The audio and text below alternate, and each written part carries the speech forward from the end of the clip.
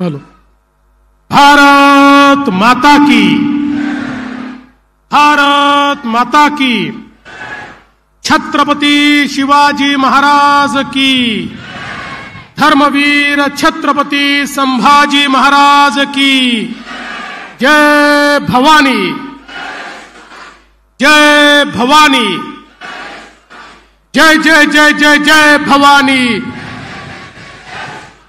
जय जय जय जय जय शिवाजी। हिंदवी स्वराज्याचे सरसंस्थापक छत्रपती शिवरायांना मानाचा मुजरा करतो। भारतीय राज्यघटनेचे शिल्पकार भारतरत्न डॉक्टर बाबासाहेब आंबेडकर यांना मानवंदना अर्पित करतो। ज्यांची 300वी जयंती आपण सगळे साजरी करतो आहोत, त्या लोकमाता पुण्यश्लोक अहिल्याबाई होळकर यांच्या चरणी देखील नतमस्तक होतो। आणि आज आपल्या या जाहीर सभेला मंचावर उपस्थित असलेले आपले भाजपचे कार्याध्यक्ष रवींद्र चव्हाणजी, विशेष या ठिकाणी उपस्थित असलेले श्रीमंत छत्रपती शिवेंद्रसिंहराजे भोसले, त्याचप्रमाणे पालकमंत्री आकाशभाऊ फुंडकर, लोकप्रिय खासदार अनुपभाऊ धोत्रे, ज्यांनी या अकोला जिल्ह्यामध्ये आणि अकोला शहरामध्ये विकासाची गंगा आणली, ते आपल्या सर्वांचे लाडके आमदार रणधीरभाऊ सावरकर, ज्येष्ठ आमदार प्रकाशभाऊ भारसाकळे, आमदार हरीशभाऊ पिंपळे, आमदार वसंतभाऊ खंडेलवाल, आमदार श्यामभाऊ खोडे,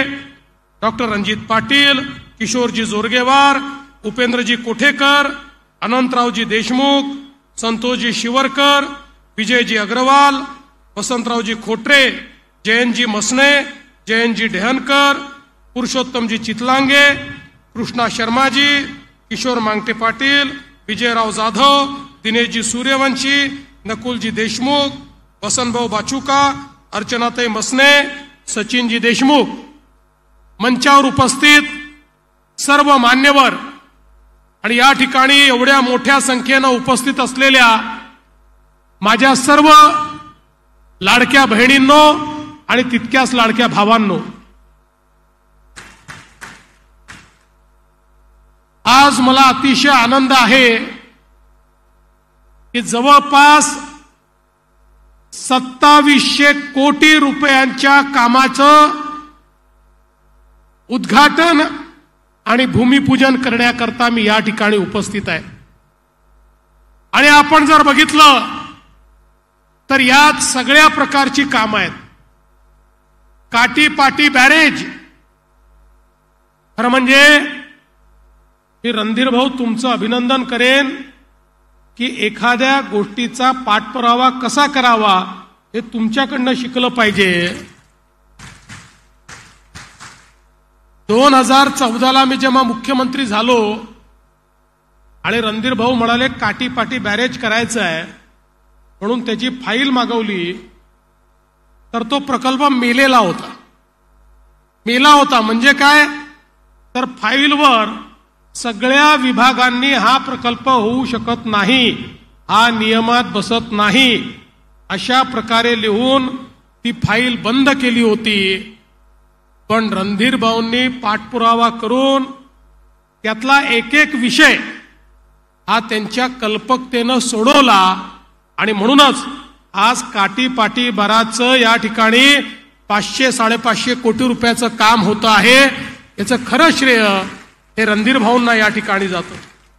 आणि म्हणून काटीपाटी बॅरेज सारखा विषय असेल, पशुवैद्यकीय महाविद्यालयासारखा विषय असेल, या ठिकाणी 150 कोटीचं नवीन हॉस्पिटल करण्याचा विषय असेल, या ठिकाणी क्रीडा संकुल आणि ऑलिम्पिक लेवलचा स्विमिंग टँक करण्याचा विषय असेल, अकोला शहराकरता 650 कोटी रुपयाची भुयारी गटाराची योजना असेल, या ठिकाणी वेगवेगळ्या प्रकारचे रस्ते अकोट, मूर्तिजापूर आणि अकोला या सगळ्या भागांमध्ये हॅमचे रस्ते, वेगवेगळ्या प्रकारचे रस्ते करण्याचा विषय असेल, वेगवेगळ्या ठिकाणी वेगवेगळ्या पद्धतीनं या ठिकाणी हे जी कामं आपण केलेली आहेत, मला असं वाटतं सर्व प्रकारच्या विकासाची कामं ही आज आपण या ठिकाणी उद्घाटित करतो.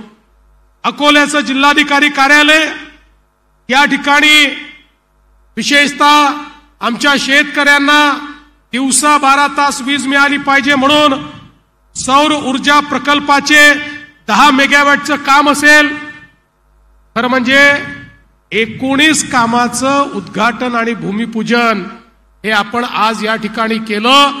2700 कोटी रुपये या ठिकाणी या जिल्ह्याला मिळाले. आणि मी तुम्हाला आश्वस्त करू इच्छितो की आपल्या महानगरपालिकेच्या क्षेत्रामध्ये हे जे आपल्याला 650 कोटी रुपयाचं भुयारी गटाराचं काम करायचं आहे, याकरता 30% पैसे हे महानगरपालिकेला द्यायचे आहेत. मला कल्पना आहे महानगरपालिकेजवळ हे पैसे नाहीत, त्यामुळे आजच घोषणा करतो हे 30% पैसे ही राज्य सरकार देईल आणि हे काम आपण या ठिकाणी निश्चितपणे पूर्ण करू.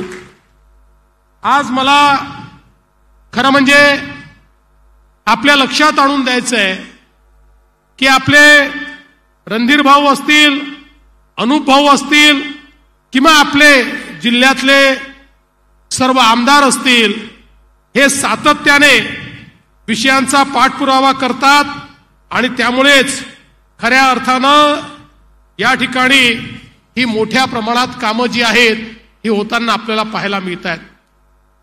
आपल्याला मी अनुभव सांगू इच्छितो की आपल्या निवडणुकीपूर्वी मी ज्यावेळेस रिसोडला गेलो होतो त्यावेळेस तिथेही मी जी घोषणा केली होती, अनंतरावजी आपल्याला लक्षात आहे, अनंतराव देशमुख, नकुलजी आपण सगळे होतात, आपल्या समोर मी घोषणा केली होती रिसोड शहराची वाढीव पाणी आरक्षणाची आणि मालेगाव शहराची चाकतीर्थ जलाशयातनं पाणी पुरवठ्याची.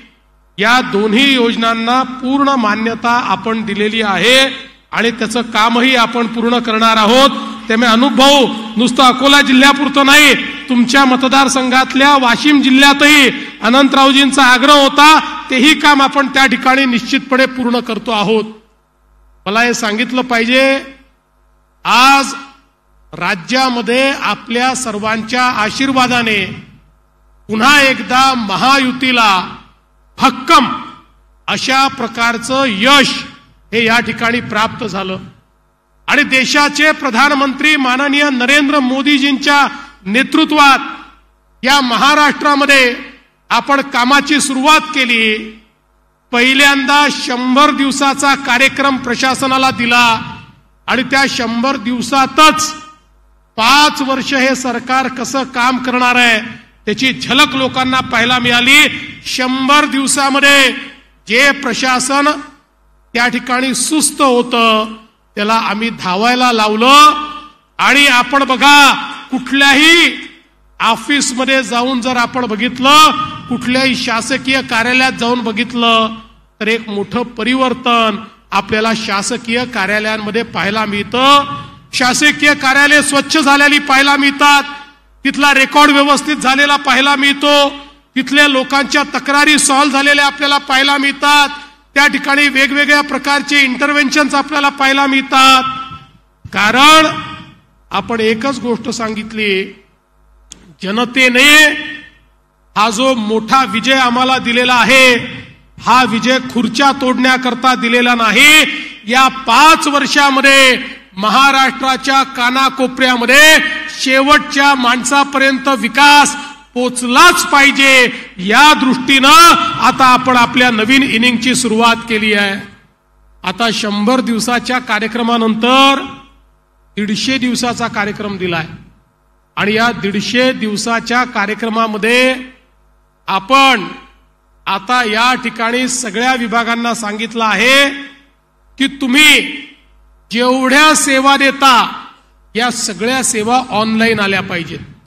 कोणालाही शासकीय कार्यालयामध्ये येण्याची आवश्यकताच पडू नये. ज्याला सेवा घ्यायची आहे त्याला ती ऑनलाईन घेता आली पाहिजे, पैसेही ऑनलाईन भरता आले पाहिजे.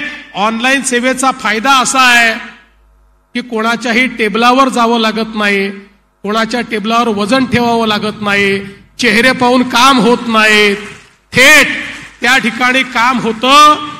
आणि आता तर केवळ आपण ऑनलाईन करून थांबणार नाही आहोत, तर आपण बेटाशी म्हणजे व्हॉट्सअपशी एक करार केला आहे. आता या जेवढ्या सेवा वेगवेगळे विभाग देतात, या सेवा सामान्य नागरिकाला व्हॉट्सअपच्या माध्यमातून देखील प्राप्त होणार आहे. म्हणजे सेवेचा फॉर्मही व्हॉट्सअपवर भरा, पैसेही व्हॉट्सअपवरच भरा आणि त्याचा दाखलाही तुम्ही व्हॉट्सअपवरच मिळवा. कोणाही कडे जाण्याची तुम्हाला आवश्यकता नाही. अशा प्रकारचा प्लॅटफॉर्म हा येत्या 150 दिवसामध्ये आपण त्या ठिकाणी बिल्ड करतो आहोत. अर्थात व्हॉट्सअपवर सगळ्या सेवा यायला त्याच्याही पेक्षा जास्त 2 महिने लागतील, पण या वर्षाच्या शेवटापर्यंत या सगळ्या सेवा या आम्हाला प्राप्त करून द्यायच्या आहेत. कारण प्रशासन हे गतिशीलही असलं पाहिजे, प्रशासन हे पारदर्शीही असलं पाहिजे. अशा प्रकारची पद्धतीने आपण काम करतो. मला सांगताना आनंद वाटतो की गेल्या 10 वर्षामध्ये विशेषतः माननीय मोदीजींच्या नेतृत्वात महाराष्ट्रामध्ये आणि विदर्भामध्ये मोठ्या प्रमाणात आपण काम केलं. बळीराजा जलसंजीवनी योजनेच्या माध्यमातून मला सांगताना आनंद वाटतो, या विदर्भामध्ये 25 वर्ष रखडलेले 89 प्रकल्प सिंचनाचे हे आपण पूर्ण करण्याचं काम केलं. आणि म्हणूनच या विदर्भाचा जो बॅकलॉग इतक्या वर्षाचा होता, आता 2027 सालापर्यंत संपूर्ण बॅकलॉग संपेल. अंतिम टप्प्यामध्ये आता सिंचनाचा बॅकलॉग राहिलेला आहे, तो पूर्णपणे संपवण्याचं काम हे आपल्या सरकारच्या माध्यमातून या ठिकाणी आपण करतो. आणि या व्यतिरिक्त पुढे बॅकलॉग तयार होणार नाही, या दृष्टीनं नवीन कामं सिंचनाची इतक्या मोठ्या प्रमाणात आपण घेतली. मला सांगताना आनंद वाटतो, वैनगंगा नळगंगा सारखा एक प्रकल्प हा देशातला एक अजुबा असणार आहे. अशा प्रकारचा प्रकल्प भंडाऱ्याच्या खालून वाहणारी, त्या ठिकाणी वैनगंगा नदीचा जो गोसीखुर्दच्या खालून वाहणारा जो पाणी आहे, ते पाणी 450 किलोमीटरची नवीन नदी आम्ही तयार करणार आहोत आणि बुलढाणा जिल्ह्यापर्यंत त्या ठिकाणी आम्ही नेणार आहोत, वाशिम जिल्ह्यापर्यंत आम्ही त्या ठिकाणी नेणार आहोत. आणि यामुळे आपल्या पश्चिम विदर्भातले अमरावती, यवतमाळ, अकोला, वाशिम आणि बुलढाणा या भागामध्ये खारपाण पट्टा असो की दुष्काळी पट्टा असो, संपूर्ण शेती ही त्या ठिकाणी सिंचनाखाली आणण्याचं काम आपण करणार आहोत. 10 लाख एकर शेती ही सिंचनाखाली आणण्याचं काम या एका योजनेनं, या नदीजोड प्रकल्पाच्या माध्यमातून आपण करतो. आणि जवळपास 1 लाख कोटी रुपये आपण याच्यावर खर्च करणार आहोत. विदर्भातली कोरडवाहू शेती ही नेहमी करता संपून जाईल आणि विदर्भामध्ये ओलिताची शेती आणि फळबागांची शेती ही आपल्याला पाहायला मिळेल. अशा प्रकारचा प्रकल्प आज या ठिकाणी आपण केला आहे. आपल्याला कल्पना आहे, नानाजी देशमुख कृषी समृद्धी प्रकल्पाच्या माध्यमातून शेतकऱ्यांना यांत्रिकीकरण असेल, शेतकऱ्यांना शेततळं असेल, शेतकऱ्यांना वेगवेगळ्या प्रकारचे इंटरव्हेन्शन्स असतील, हे देण्याचं काम आपण सुरू केलं.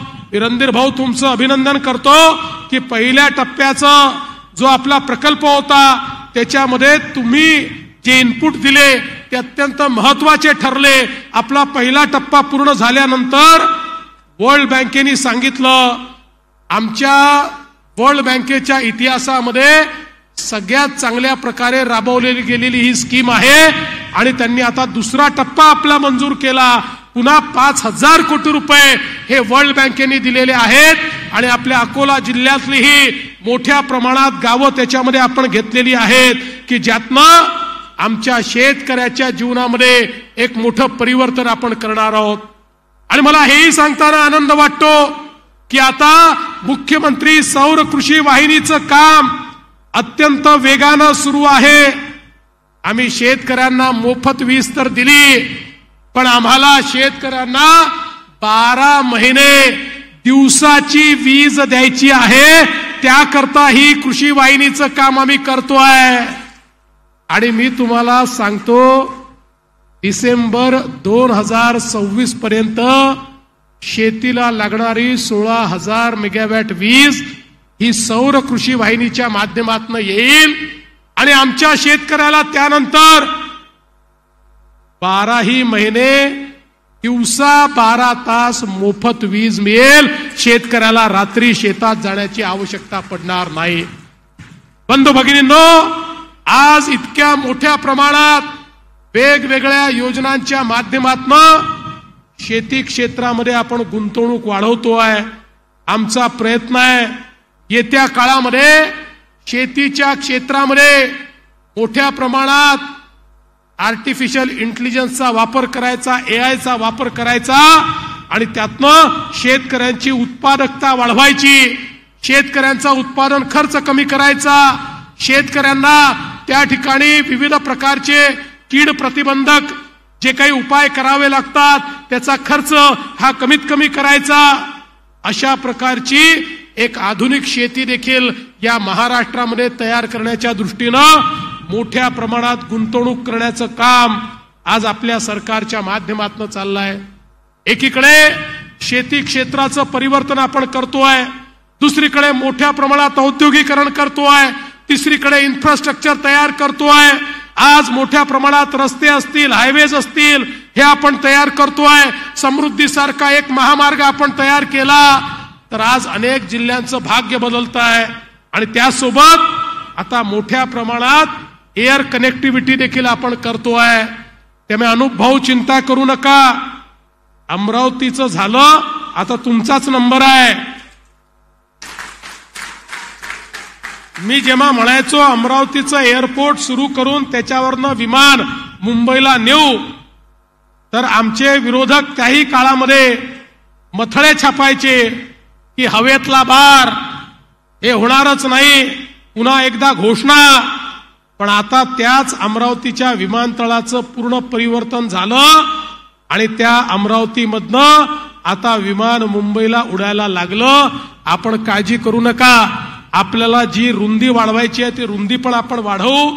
थोडी कदाचित आपल्याला लेंथ वाढवावी लागली तर लेंथही वाढवू. पण काहीही झालं तरी अकोल्याचं विमानतळ सुरू करून त्या विमानतळावरनं या ठिकाणी विमान उडलं पाहिजे, हा आपला प्रयत्न आहे. आणि निश्चितपणे तुमचा जो प्रयत्न आहे त्याला माझं पूर्ण समर्थन आहे. त्यामुळे निश्चित हे विमान उडेल, हा विश्वास तुम्ही या ठिकाणी ठेवा. आज खऱ्या अर्थानं आपल्याला कल्पना आहे, देशामध्ये मोदीजींच्या सरकारला कालच 11 वर्ष पूर्ण झाले. ही 11 वर्ष आत्मनिर्भर भारताची 11 वर्ष आहेत. ही 11 वर्ष भारताला स्वाभिमानी बनवण्याची 11 वर्ष आहेत. ही 11 वर्ष 11व्या क्रमांकावर असलेल्या अर्थव्यवस्थेला जगातली सर्वात मोठी 4थी अर्थव्यवस्था बनवणारी 11 वर्ष आहेत. आणि तुम्हाला आणि मला अभिमान वाटला पाहिजे. नुकतंच आपण 4थ्यावर आलो. पुढच्या 2 वर्षामध्ये जगातली 3री सगळ्यात मोठी अर्थव्यवस्था आपल्या भारताची होणार आहे. हे मोदीजींच्या माध्यमातून होत आहे. पण त्याहीपेक्षा महत्वाचं काय आहे? त्याहीपेक्षा महत्वाचं हे आहे की वर्ल्ड बँकेने, आपण नाही, विश्व बँकेने एक अहवाल प्रसिद्ध केला आणि त्या अहवालात त्यांनी सांगितलं की भारतामध्ये अतितीव्र गरीबचा अर्थ असा आहे की ज्याला अक्षरशः 2 वेळचं जेवण घेणं देखील कठीण, अशा प्रकारे अतितीव्र गरिबांची संख्या ही 2013-14 मध्ये 27% होती. ती गेल्या 10 वर्षामध्ये 27%वरनं 5% खाली आली आहे. म्हणजे 22% ती कमी झालेली आहे. आणि जर आपण याचा हिशोब लावला तर 25 कोटीपेक्षा जास्त परिवार हे आज गरिबी रेषेच्या वर आले आहेत आणि अतितीव्र गरिबीतनं आज त्यांना बाहेर काढण्याचं काम मोदीजींनी केलं आहे. या देशामध्ये गरीब कल्याणाचा अजेंडा वर्षानुवर्ष चालला होता, पण हा गरीब कल्याणाचा अजेंडा खऱ्या अर्थानं राबवणारे मोदीजी आहेत. आणि मी मोदीजींचे आभार मानतो. मोदीजींनी आम्हाला तर छप्पर फाडून दिलं. याचं कारण काय आहे तर या वर्षी आपल्या प्रधानमंत्री आवास योजना ग्रामीण मध्ये आम्ही मोदीजींना आणि शिवराज सिंगजींना सांगितलं की आमची एकूण जी वेटिंग लिस्ट आहे ही 30 लाख लोकांची आहे. 30 लाख लोकांना आम्हाला घर द्यायचं आहे. आम्हाला देखील आश्चर्य वाटलं. या एकाच वर्षामध्ये मोदीजींनी 30 लाख घरं आपल्या महाराष्ट्राला दिली. त्यामुळे आता प्रकाश भाऊ तुमच्या मतदारसंघात, हरिभाऊ तुमच्या मतदारसंघात, रणधीर भाऊ तुमच्या मतदारसंघात एकही आताच्या यादीतला व्यक्ती बेघर राहणार नाही. सगळ्यांची घरं याच वर्षी आपण मंजूर करू. आणि एवढंच करून आता मोदीजी थांबलेले नाहीत, तर त्यांनी सांगितलं की या यादीमध्येही काही लोक सुटलेले आहेत. आपण त्यांना जेव्हा निदर्शनास आणून दिलं त्यांनी सांगितलं पुढच्या 1 महिन्यामध्ये पुन्हा सर्वे करा आणि कोणी जर यादीतनं सुटलं असेल तर त्याचंही नाव यादीमध्ये घाला आणि त्यालाही त्याच्या पुढे आपण घर देणार आहोत. म्हणजे देशामध्ये बेघर मुक्त महाराष्ट्र तयार करण्याचं काम हे येत्या काळामध्ये आपल्या मोदीजींच्या सरकारच्या माध्यमातून आपण करणार आहोत. आज आपल्याला माहिती आहे मोदीजींनी लखपती दीदी सारखा एक कार्यक्रम हातामध्ये घेतला. आमच्या बहिणींना केवळ लाडक्या बहिणींचे 1500 रुपये नाही तर आमच्या बहिणींना आम्हाला लखपती दीदी बनवायचं आहे. लखपती दीदी म्हणजे जी आमची बहीण वर्षाला 1 लाख रुपयापेक्षा जास्त दरवर्षी कमवते तिला लखपती दीदी म्हणतात. मोदीजींनी कार्यक्रम आणला. आम्ही मागच्या वर्षी 25 लाख लखपती दीदी केल्या. या वर्षी अजून 25 लाख लखपती दीदी आम्ही करू आणि पुढच्या 2 वर्षामध्ये 1 कोटी आमच्या बहिणींना आम्ही लखपती दीदी करणार आहोत. म्हणजे त्यांच्या परिवारामध्ये त्या स्वतः दरवर्षी 1 लाख रुपयांपेक्षा जास्त कमाई करतील अशा प्रकारचं आज लखपती दीदीचा कार्यक्रम चाललेला आहे. आणि म्हणून 11 वर्षामध्ये मोदीजींनी शेतकरी असो, शेतमजूर असो, सामान्य माणूस असो, दीन दलित गोर गरीब आदिवासी असो, प्रत्येकाच्या जीवनामध्ये परिवर्तन घडवलेलं आहे. आणि सगळ्यात महत्वाची गोष्ट जर काही असेल तर नवीन भारत काय आहे हे मोदीजींच्या नेतृत्वात ऑपरेशन सिंदूर मध्ये आपण बघितलं. बंधू भगिनींनो, आपल्यापर्यंत मला हे निश्चितपणे पोचवायला आवडेल की ऑपरेशन सिंदूर मध्ये त्यावेळी पहलगाम मध्ये दुर्दैवाने आमच्या 26 भावांना त्या ठिकाणी गोळ्या घालण्यात आल्या. मुलांसमोर बापाला गोळ्या घातल्या, मुलीसमोर बापाला गोळ्या घातल्या, पत्नीसमोर नवऱ्याला गोळ्या घातल्या. आणि ज्या प्रकारचं निघृण हत्याकांड त्या ठिकाणी झालं, उभा देश पेटला होता. आणि त्याच वेळी देशाचे प्रधानमंत्री माननीय नरेंद्र मोदीजींनी सांगितलं, जिन्होंने मेरे भारतवासियों को मारा है मैं उनको मिट्टी में मिलाकर ही दम लूंगा. आणि त्यानंतर ऑपरेशन सिंदूरची सुरुवात झाली आणि पाकिस्तानमध्ये जाऊन 9 आतंकवादी अड्डे हे नेस्तनाबूत आम्ही करून टाकले. पाकिस्तानला समजलं देखील नाही. बंधू भगिनींनो, जगाच्या इतिहासातलं एक असं ऑपरेशन आहे की ठरवलेलं प्रत्येक टार्गेट हे नेमक्या पद्धतीनं उडवण्यात आलं. ठरवलेलं टार्गेट उडवत असताना आपलं कुठलंही नुकसान नाही झालं. ठरवलेलं टार्गेट उडवत असताना त्या ठिकाणच्या आतंकवाद्यांचा खात्मा झाला. ठरवलेलं टार्गेट उडवत असताना त्या ठिकाणी जेवढं इन्फ्रास्ट्रक्चर आहे ते मट्टी मोल करण्याचं काम हे आमच्या सेनेने करून दाखवलं. जगाच्या पाठीवर ऑपरेशन सिंदूर हे भारताची ताकद दाखवणारं ऑपरेशन आहे. पण इथपर्यंतच सिंदूर ऑपरेशन थांबत नाही. त्यानंतर पाकिस्ताननी आपल्यावर ड्रोननी हल्ले केले, पाकिस्ताननी मिसाईलनी हल्ले केले. पण भारताची एअर डिफेन्स सिस्टीम इतकी मजबूत होती, त्यांचा एकही ड्रोन म्हणजे हे आपण फवारणी करतो ते ड्रोन नाही, हे ड्रोन म्हणजे हे बॉम्ब घेऊन येणारी विमानं असतात, अनमॅन्ड अशा प्रकारची, ज्याला चालक नसतो अशी ऑटोमॅटिक विमानं असतात. चालकाची विमानं असली त्याला आपण विमान म्हणतो, फायटर जेट म्हणतो. बिना चालकाची विमानं असतात त्याला ड्रोन म्हणतो. हे याकरता सांगतो की काही काँग्रेसच्या मूर्खांना असं वाटतं की या ठिकाणी आम्ही शेतीमध्ये फवारणी करणारी ड्रोन उडवत होतो आणि म्हणून त्यांच्याकरता हे सांगतो.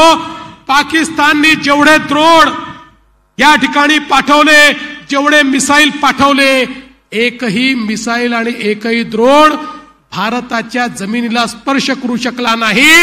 वरच्या वर हवेमध्ये तो ध्वस्त करण्याचं काम हे आमच्या सेनेने करून दाखवलं. आणि त्यानंतर मात्र आमच्या सेनेने पाकिस्तानला त्या ठिकाणी खऱ्या अर्थानं त्यावेळेस प्रतिहल्ला केला. आमच्या ब्रह्मोसनी, आमच्या ड्रोन्सनी प्रतिहल्ला केला.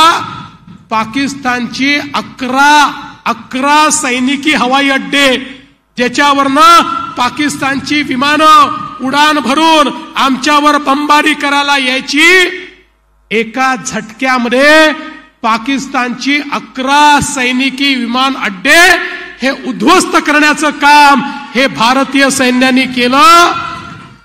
पाकिस्तानची अवस्था अशी झाली की पाकिस्तानला विमान उडवण्याकरता धावपट्टी देखील शिल्लक राहिली नाही.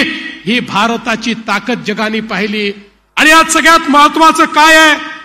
यात सगळ्यात महत्वाचं हे आहे की हे जे काही हल्ले आम्ही चढवले, ही जे काही शस्त्रास्त्र आम्ही वापरले, हे शस्त्रास्त्र मेक इन इंडियाचे शस्त्रास्त्र होते, या भारतामध्ये तयार झालेले शस्त्रास्त्र होते.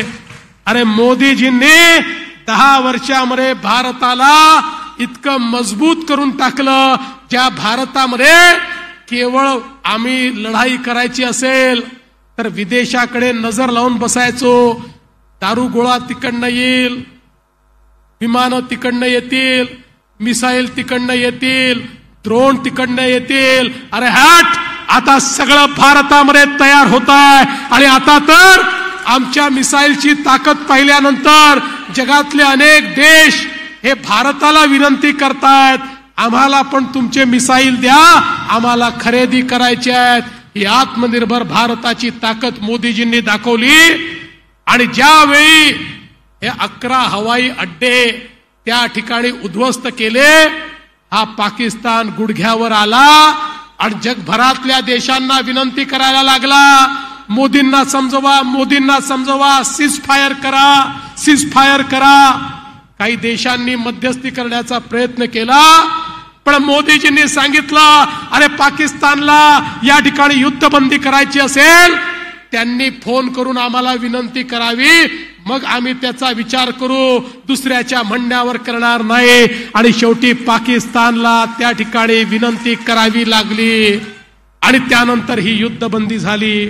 आणि म्हणून बंधू भगिनींनो, भारताची सेना, भारताचे शूर सैनिक, भारताचं सैन्य दल आणि त्यासोबत त्याच्या पाठीमागे उभे असलेले माननीय प्रधानमंत्री नरेंद्र मोदीजी यांची ताकद, याच्यामुळे एक अजेय भारत आपण घडलेला या ठिकाणी पाहतो. एक असा भारत जो कोणाच्या बापाला देखील झुकवता येणार नाही, अशा प्रकारचा भारत आज मोदीजींनी तयार केला आहे. आणि म्हणून या 11 वर्षामध्ये हे परिवर्तन आपण घडवलेलं आहे. आता त्यांच्याच नेतृत्वामध्ये या महाराष्ट्रामध्ये पुन्हा एकदा महाराष्ट्राला सुजलाम सुफलाम करण्याकरता आपलं महायुतीचं सरकार, आमचे दोन्ही सहकारी माननीय एकनाथराव शिंदेजी, माननीय अजितदादा पवार आणि आम्ही सगळे या ठिकाणी कामाला लागलेलो आहोत. तुमचा आशीर्वाद आमच्या पाठीशी असू द्या. आणि तुम्हाला हे देखील मी सांगू इच्छितो, येत्या काळामध्ये जिल्हा परिषदेच्या आणि महानगरपालिकेच्या आणि नगरपालिकेच्या आणि नगरपंचायतीच्या निवडणुका येणार आहेत. त्या निवडणुकांमध्येही जसा आशीर्वाद विधानसभेत दिला तसाच आशीर्वाद त्या निवडणुकातही द्या. याचं कारण तिथे जर वेगळे लोक आले तर आपण अनेक वेळा बघितलं आहे, आम्ही मुंबईहून किती पाठवलं तरी तुमच्यापर्यंत मग पोचतच नाही. तेच लोक जिरवून टाकतात. त्यामुळे आता असे जिरवणारे नाही, पुरवणारे लोक आपल्याला या ठिकाणी निवडून द्यायचे आहेत.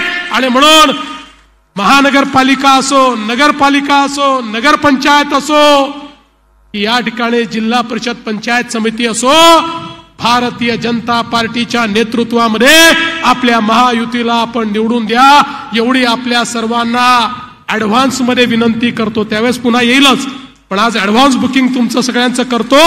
आणि त्याकरता कार्यकर्त्यांनी दिवसाची रात्र आणि रात्रीचा दिवस करावा अशी विनंती करून माझे 2 शब्द संपवतो. धन्यवाद. जय हिंद, जय महाराष्ट्र. यानंतर माजी